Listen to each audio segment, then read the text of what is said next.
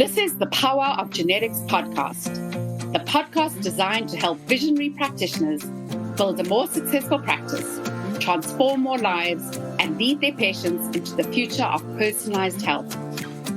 In each episode, I'll interview successful practitioners and leading thought leaders who will share their insights and expertise to help you prepare your practice for what lies ahead. I'm your host, Dr. Yael Jaffe, and now, let's get into today's episode. Welcome, Dr. Perlmutter. I have been waiting many, many years to meet you in person. And so even better that I get to interview you on the Power of Genetics podcast. So a big welcome to you. Delighted to be here. Thank you. We're still not meeting in person, though, but that'll happen. No, that's true. But at least now that we've met one-on-one, that's right. Next time I see you at a conference, I'm going to walk right up to you and introduce myself, and at least you're going to know exactly who I am. I will, so yeah. That helps. For sure. That helps. So as we were discussing just before we started, what really has been so powerful about the seasons that we've done of the Power of Genetics is being able to engage and speak to people like yourselves who've really fundamentally changed our journey in nutrition. Remembering that I started out as a dietitian, 3 weeks in, had this horrible feeling that I've made the biggest mistake of my life, have spent the last 25 years trying to understand nutrition and not what was taught to me in my dietetics degree and find answers. And that was obviously my journey in genetics. But you are someone who really have rewritten the book on how we understand, practice, nutrition, and you constantly are doing that. I see, and we will talk about it a little bit at the end about your new book, Drop Acid, because you're doing it again. You're kind of shifting us and pushing us again. But let's go back, and if you don't mind, rather than me reading out a short bio that I've been given, I'd love you to tell us who you are, what your journey was, how you went from being an MD, starting out, to being who you are today. I don't know what that means, being who you are today, but I will indicate that I was recently at a marine store, buying something for our boat. And the guy looked at my credit card, and then he looked at me and said, "You're that guy." And I don't know what that meant. I mean, the guy was in the paper for something terrible. I didn't know anyway. So I don't know what that means to be that guy, but I can tell you, I'm well aware of the fact that my journey has been nuanced and influenced over the years. And I think it is a reflection of my underlying personality to be a combination of both disruptive and inquisitive. Generally, being inquisitive is disruptive, because being inquisitive means you're going to challenge the status quo. And as it related to being even in medical school, I was challenging the status quo by wondering what else was out there that we weren't being told, especially as related to nutrition and lifestyle. But, you kind of, in medical school, have to take a deep breath and suck it up and put that kind of query on the back burner, because you have to get through with your work and get your degree and then do your postgraduate training, et cetera. But I will tell you that I entered neurology and practiced mainstream neurology for 10 years in a group with two other neurologists, and did the thing, which was seeing a boatload of patients every day and treating them by writing prescriptions for their symptoms.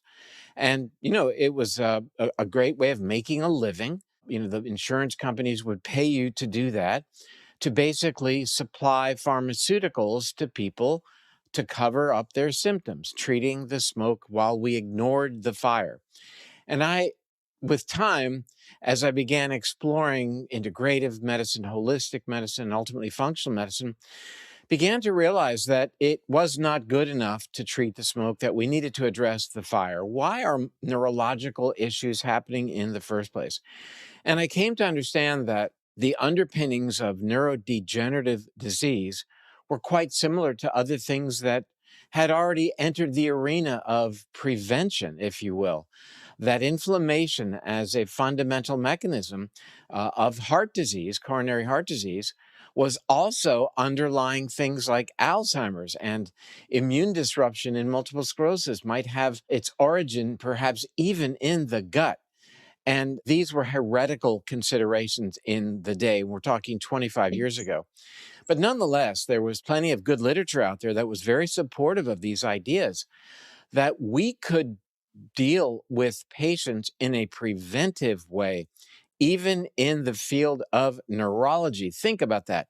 Preventive medicine in the field of neurology. And it was then, and even to a pretty significant degree today, something that we just don't talk about. Yeah, we know about a heart smart diet. We know that exercise is good for your heart and might help with your blood sugar management, et cetera, and that diet influences inflammation, for example.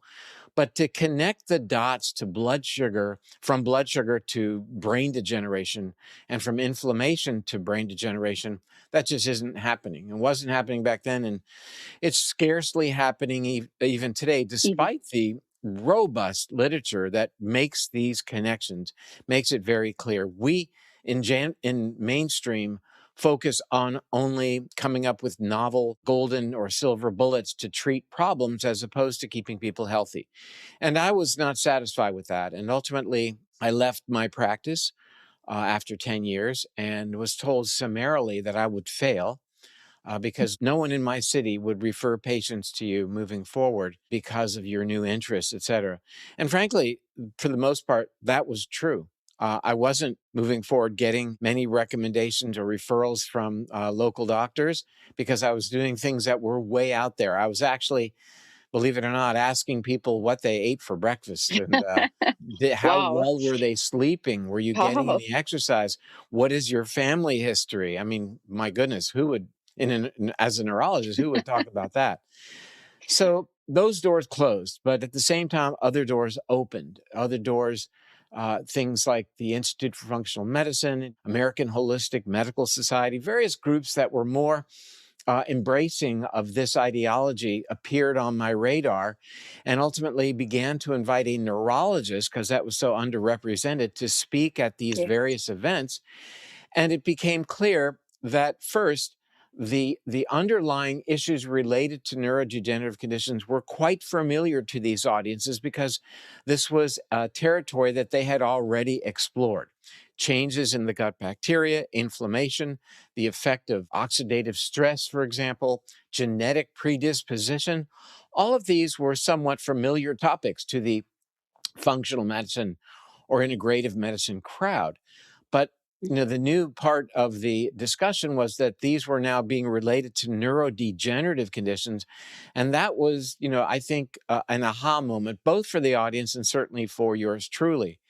So I found a very acquiescent and welcoming audience amongst this group, and really began to realize that I needed to do more of this work and to begin documenting what we were doing, and even more so, our success rate, if you will, in treating patients with issues like inflammatory conditions and autoimmune conditions like MS by not just using mainstream approaches, but also asking the question, what is regulating immune function in the human body, and how can we improve that preemptively? And we began seeing really some exciting things happening, some very wonderful turnarounds with our autoimmune patients, for example, and headache patients, and even patients with cognitive impairment.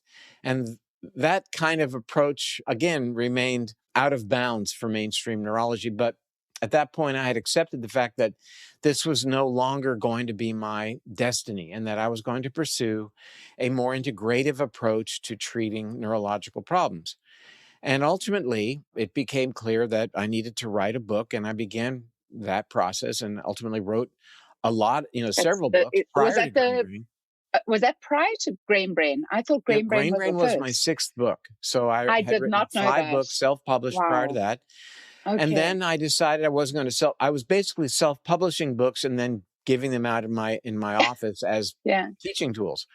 Yeah. I decided then I wanted to reach a larger audience, and I wrote a manuscript that ultimately became Grain Brain, and gained an agent, a publishing house, and that became a worldwide book, 32 languages, and that That's right. and not just the notion of avoiding refined carbohydrates and sugars, but also gluten.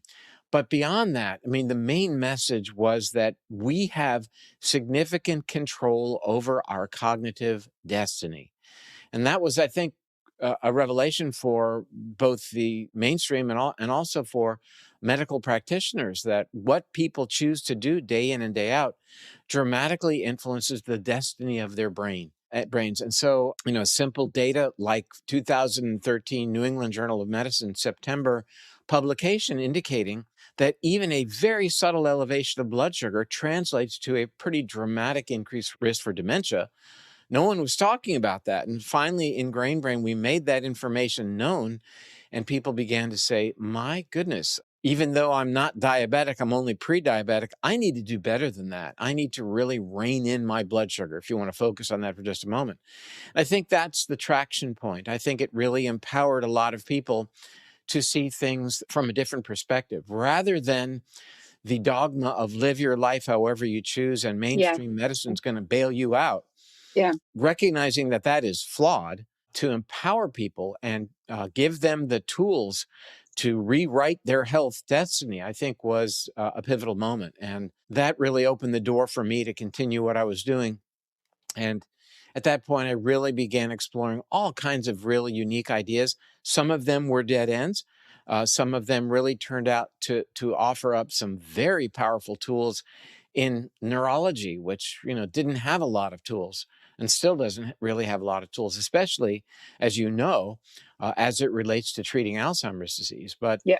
we began exploring intravenous glutathione, dietary changes, looking at the gut bacteria, hyperbaric oxygen therapy. And, of course, these pursuits led to other books and I think a larger platform for me. And I very much enjoyed that and continue to enjoy it because, at the heart of it, the word doctor doesn't mean healer, it means teacher. And, That's right. my transition has been to recognize that the larger audience I can reach by podcasting like we are right now, or writing books, or various venues, going to lectures, speaking at various venues around the world, the more impact I can have and the more empowering my message can be for others, so that they don't end up in a situation where they or their loved ones is in a conundrum where they don't really have a way out. I mean, I experienced that for 35 years in the medical practice and experienced it personally as well with my father dying of Alzheimer's. So, I know what people go through, and whatever I can do, we can do as a team to reduce how frequently those events occur. I think that became the mission. And Yeah. I learned that I have a particular skill set of being able to take complex information and making it presentable and understandable to a wide audience. That's something I've recognized, a skill that I happen to have. I recognize many of my limitations, that's for sure. Yes. That's a good thing. But that's one area that I really, I think I do pretty well. And so I've exploited the heck out of it. And it led to my being on your podcast today. And many other things, many awards, many books. So I think that there's two things that come to mind. So the first thing that I wanted to come reach back on is, the first thing is, one of the most powerful things I heard on one of the podcasts I did was this idea that Alzheimer's will become an optional condition, that it's not a destiny. And I think your work and Dr. Bredesen as well, like, have just led us down this. So I have a strong family history of Alzheimer's. And I tell you a great story. Because I've been in genetics for such a long time, the first, right from 25 years ago, I knew I had an E3, E4, ApoE34, and a strong family history. And so I just had this sense that that was my destiny, that because of my family history and the 3, 4, this is in the early days of genetics when I didn't understand a whole lot at all, actually. And there was always a sense of inevitability around Alzheimer's. So it's something that I've been following very closely. And about 4 or 5 years ago, maybe a bit longer than that, when I started looking at not just genetic sequence, looking at SNPs and variants, but actually looking at gene expression and epigenetics, and also starting to look at all the other genes involved in cognitive function and not just ApoE, I started getting a much better sense of understanding, the kind of more genetic ecosystem of Alzheimer's. And then also the power of what I call micro decisions, the ability to really guide that destiny that isn't inevitable. So for me, I have a very personal journey in it as well. And so I think I'm particularly, connected to the work you've done, because I, for so long, carried it around like a cloud with me, just going, this is where I'm going. And now have been able to break through that and saying, like, I have the power and control to so I just wanted to share that story with you. But No, I think what you just said is very yeah, valuable. And I think most people adopt that position. Most people who decide they want to know their genetic profile are going to be in a position of looking at that profile and the interpretation and basically feel like they're at greater risk for whatever it may be based upon what they've learned. And I would say that the challenge is to change the context yes, and the perspective. And first, the step back that needs to be taken is to ask yourself at this stage, in this century, in this time that we live, that your genetic profile is the manifestation of thousands and thousands of generations of refinement with the that's right. goal of survival. So, why would your specific genetic array be something that is looked upon as a sentence as it relates to Alzheimer's or any other Exactly. issue for that matter? When we change the context and we look at it from the perspective of the refinement of your particular genome or anybody walking the planet today, that there's what we call an evolutionary environmental That's mismatch, right. that your Between the our, genetic that's it. profile that you have has been refined to allow you the maximal opportunity for survival and disease resistance and procreation in a given set of circumstances, which is not the circumstance Not what we we're find enduring ourselves at the in today. moment. So, Absolutely. as a matter of fact, you have for the APOE3/4 profile, I think most neurologists would tell you, oh, you are at a higher risk for Alzheimer's. There's really nothing we can do. Maybe you could start taking a medication now if that were even a Yeah. consideration. The Yeah. reality is that carrying APOE3/4 or even 4/4 is a survival mechanism. It's It's a a survivor. survival mechanism. It was the original version of the ApoE gene.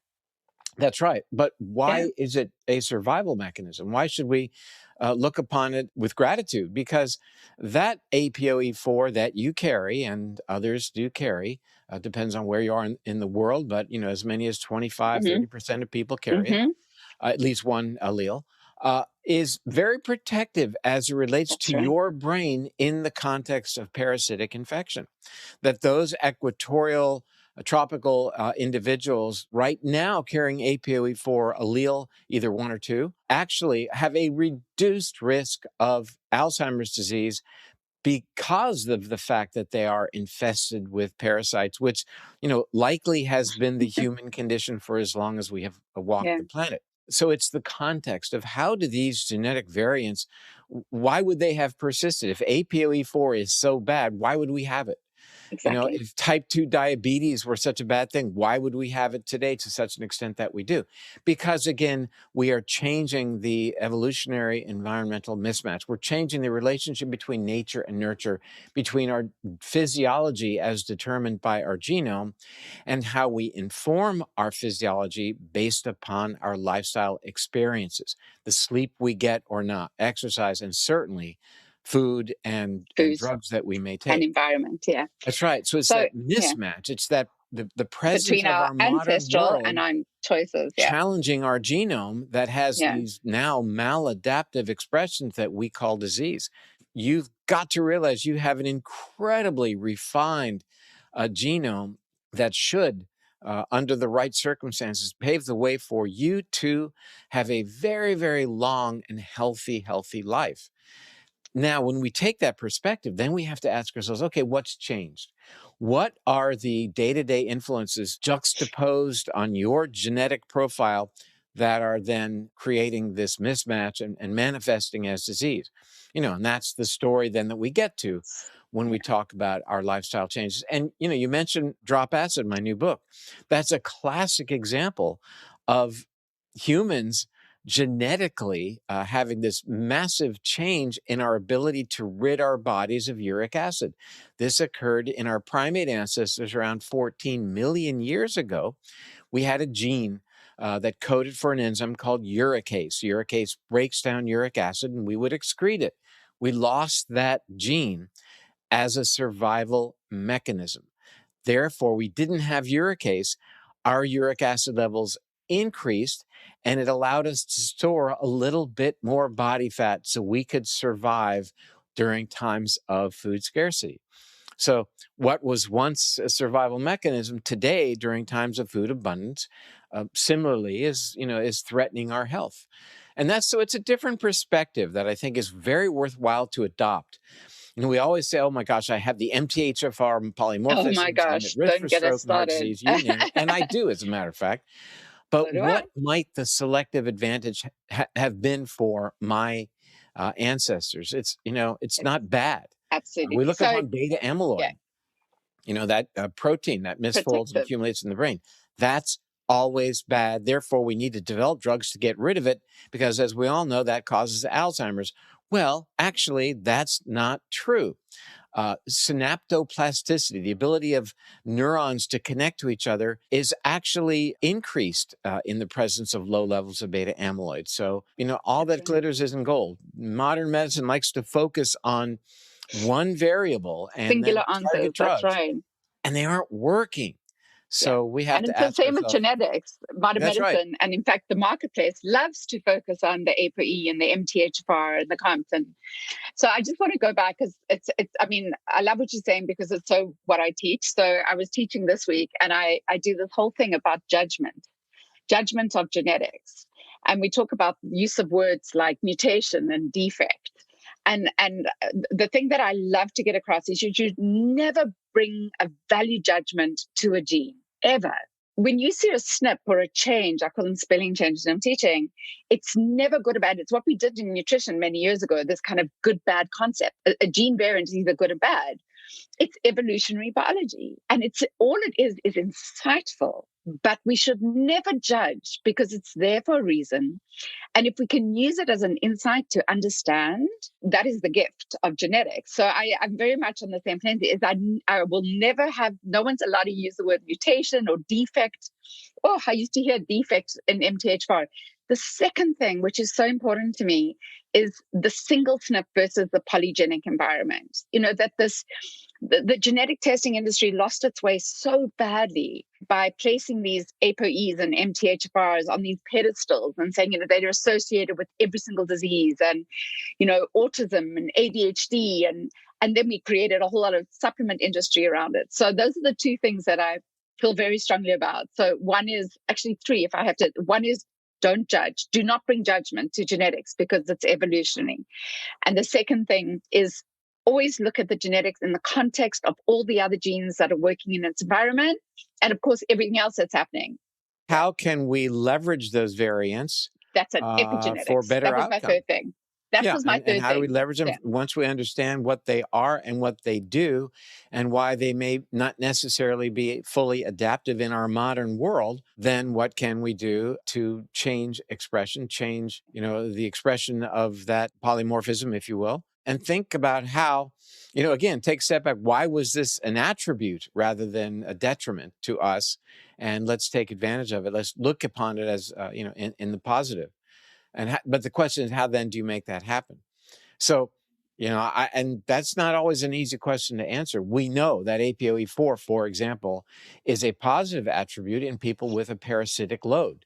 Does that mean then people with an APOE4 variant, I didn't say defect, I said variant, should have whipworm eggs implanted into them? I mean, that's being done to control autoimmune conditions very effectively, as a matter of fact, to infect these individuals with whipworms.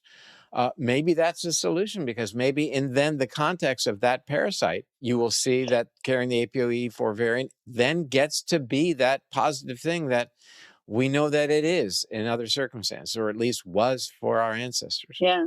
I always also talk about E4 as the other thing about it is it's hyper responsive. So I always say when I'm training dietitians, that when you see E4, I call it dietitian's best friend because it's hyper responsive to the environment. So you usually, if you can control the environment, nutrition, etc., lifestyle, then you usually get a response in a patient more than you do. So I always try and teach the positive of it and say, like, let's work with it and not against it, because actually we're very likely to see an outcome when we see that E4, exactly like you're saying, there's something we can do. Well, yeah, and I don't necessarily know that there's a really good marker for affecting that outcome measurably as it relates to E4, as you might see, for example, by following homocysteine in somebody who has MTHFR and you're intervening with methyl donors, for example. There, you can clearly follow your progress in terms of offsetting the potentially detrimental effect of that genetic issue. I don't necessarily feel that there's a huge surrogate for APOE4 that can be No, followed there's not. as No. yet. But there are various others that can clearly. We know that lipid profiles can be followed in terms of how we intervene with people with other genetic profiles. Certainly, blood sugar can be followed. Ease of getting into ketosis, for example, something that reflects SNPs. Even uric acid. We've just seen identification of SNPs in the URAT1 gene that dramatically relate to risk for hyperuricemia, a powerful risk for metabolic issues. So, as we intervene to lower uric acid, we can then see the marker, uric acid getting lower, and then potentially downstream from that, improvement in things like body mass index and certainly blood sugar and insulin sensitivity and blood pressure for that matter. And the thing about uric acid measurement, it's an easy biomarker to measure, isn't it? It's not, It is. And I think it that doesn't, yeah. many healthcare providers over the years are quite familiar with it, but only in the context of gout. Yes, And that's right. even to this day, when people are asking their doctors for a uric acid level, the response is often, "Well, we're not going to check that because you don't have gout." And that is, to me, bothersome on two levels. If you only want to talk about gout, I'd like to know how close I am to getting gout. So I'd like to know my uric Mm. acid level. It's much like the rejection of people wanting to use a continuous glucose monitor because they don't Because they have don't have diabetes. diabetes. Yeah, that's Right. I incredible. mean, I use a continuous glucose monitor, and I can assure you, I I also am, do. my fasting blood sugar is in the upper 70s. So, but I want to know so that I'm not pre-diabetic or ultimately diabetic. That's how you keep people healthy, by checking their uric acid levels today. But I think the word is getting out amongst healthcare providers that uric acid throws a much bigger net metabolically than simply being related to having gout.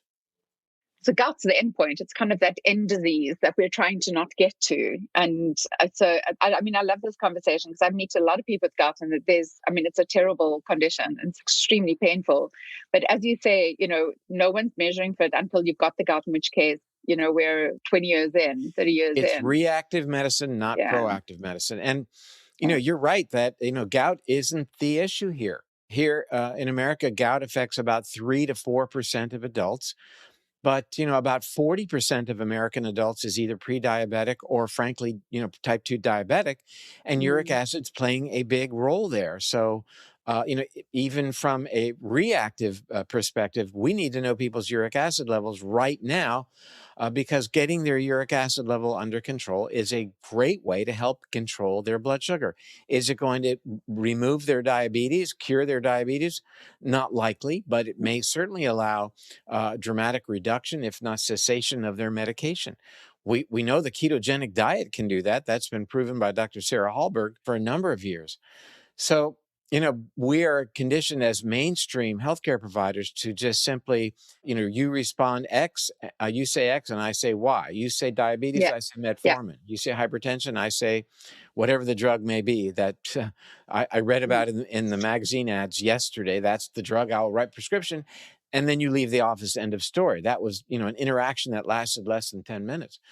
But to me, getting back to your original question, my focus has been to ask why. What is that underlying fire? Not just the fact that we have smoke. I gave a talk a couple of years ago to a group of mainstream doctors. Why they invited me, I don't know.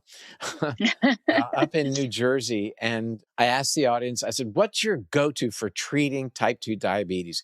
And one hand said sulfonylureas, one hand went up and said, low dosage insulin, metformin, all the various drugs were mentioned. And then I asked the audience, I said, well, what happens when you stop that particular drug? And, unanimously, the comments were, well, after 2 days or maybe after a week, the blood sugar is going to go back up. So I said then, Did you really treat their diabetes or simply treat their blood sugar? And they realize that all of these so-called treatments for diabetes that they're so familiar with are not treating the diabetes at all. They're just treating the manifestation of the Yep. insulin resistance, and that is the blood sugar elevation. We could say the same thing about hypertension. What do you use to treat high blood pressure? You're not treating the high blood pressure, you're treating the measurement. You're not treating whatever the underlying problem may be. So I think it's time that we ask ourselves, hey, why are my patients having these problems in the first place? And what can I do to approach that? I am all in favor of drugs that will lower the blood sugar and use them while you're gaining control over the underlying disease. Yeah. And isolation. So I don't want to take up too much time. So I want to end off with two questions. One is, when we go to these conferences that we go to and we have these amazing audiences who are transitioning from kind of Western primary care medicine and nutrition into our world of functional integrative, and they see you on the stage and they hear this amazing work from challenging the paradigm with grain brain, and now with drop acid. Like, what is the advice that you would give them when they're starting out in their journey to be able to, because for any of us, it doesn't happen overnight. It's decades of work and decades of what do you think are those key things to hand over to them? I think that probably the biggest challenge is going to be the confrontation from your peers. It's huge. Yeah. And, the peer group has always supported these individuals because they're part of the tribe. Suddenly, they're coming up with these ideas that are not part of the playbook. So I think, the first recommendation is to thine own self be true, that let your heart guide you. If this is the path that you've chosen for whatever reason, but, be true to yourself and don't live your life based upon the judgment of others. People in general in Western medicine try their very best to maintain the status quo. And if we Mhm. never deviate from the status quo, we'll never make progress. So we may be wrong, and we are wrong, clearly. But I have a sense that we're right more often than we are wrong. But sometimes, it's really valuable to instill in your patients the idea of being dynamic in your messaging, that your recommendations over time may well change. Let me give Yeah. you a very stark example. 25 years ago, if you were a patient coming to see me in my office, I would have told you that your best bet is a low fat diet. And I think it's Yes. quite clear. I would have, We were because all doing that. We that were was the all doing information that. we were getting from our Yeah. very best journals. Yeah. And I would read, and now we've come to realize how influenced our journals were by interests, the sugar industry, corn, et cetera, and what a perversion of a truth happened. So I have completely changed that messaging 180 degrees to one that dramatically welcomes healthful fat back to the table. Are there threatening fats? Of course there are. But the idea of, I consume a liter of olive oil every week, pure fat. And, a couple of decades ago, people would have thought that there was something very Yeah. wrong with me for doing that. I wish I had done it back then, and I avoided fat, as did many back then. So I think that's challenge number two, is to be comfortable with being wrong and comfortable with explaining to those for whom you render care that your messaging will change over time.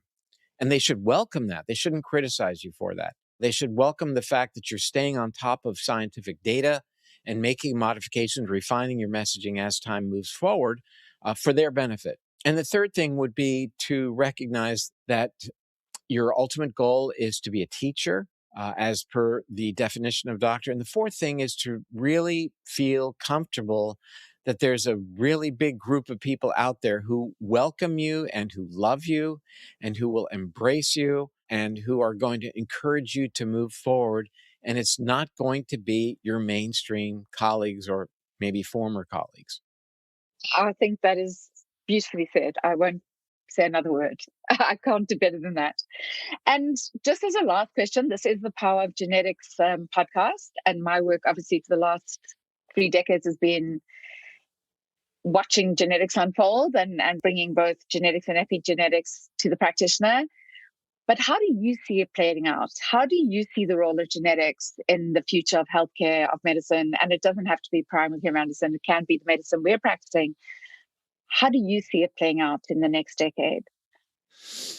Well, I think we're really pretty much in a very primordial stage of understanding the implications of a person's genetic profile. That's one input. And I think that we need to, with the use of artificial intelligence, be able to input a variety of variables in order to be on the firmest ground in terms of making recommendations to individuals. Again, we know that carrying certain polymorphisms might pose a risk, and to some degree, what we can do to perhaps offset them to some degree, as we mentioned, the MTHFR, some of the lipid polymorphisms, for example. But there are a lot of variables in terms of specific dietary recommendations and other lifestyle recommendations that can be looked at across very large data sets to gain information in terms of how then to advise that individual. We have sort of disparate camps looking both at the metabolome in the gut bacteria, in the gut proteome, the gut bacteria genome, the various array of strains, et cetera, and then our human genome. And there now, obviously, we're seeing that there is some interplay between the two in terms of commercialization of that data. But I think those are just two areas. And I think the major shift needs to be that we are not nature or nurture. We are the dance that happens between our nature and our nurture, between our genetic array and the environment, the variables, the choices over which we make, have control. yeah, of which and, this notion of genetic determinism is still deeply entrenched, I think, in mainstream medicine. And even the notion of SNPs, these polymorphisms have not very well reached mainstream medicine. The fact that we can affect methylation patterns, for example, and we can see how methylation patterns can change. You look at the work of Dr. Kara Fitzgerald, for example, recently publishing a work demonstrating a specific dietary and lifestyle intervention, changing methylation patterns on the human genome for that translated to a younger biological age. I think that's breathtaking information. Because, people of my generation thought that DNA was locked in a glass case. Yeah. That was the primary doctrine of DNA to RNA to protein to function and structure. And now that we recognize that this is very circular, there are many feedback pathways, it's very difficult for old guard and even new guard, for example. We see what's being taught in medical schools, to realize that we profoundly influence that there is this beautiful dance between our genetics, our physiology, and our choices, basically. That's A, very empowering, but B, gives us a lot of responsibility now, shifts the responsibility to each and every one of us and away from the physician. As we talked about earlier, we live under a sort of this mentality of I can do whatever the heck I want, stay up late, eat bad food, never exercise, because my physician will fix it. Well, it's not like if you crash your car, you'll get it fixed at a body shop. Yeah. You can't fix your coronary artery disease. You can have a bypass, but, the notion of fixing that problem, I think, it's not realistic. We don't have a fix for Alzheimer's that's generally available. Though, when we look at Alzheimer's from a multifactorial approach, like Dr. Dale Bredesen has done, I think we're beginning to realize that it's not a one size fits all kind of ideology that will ultimately work.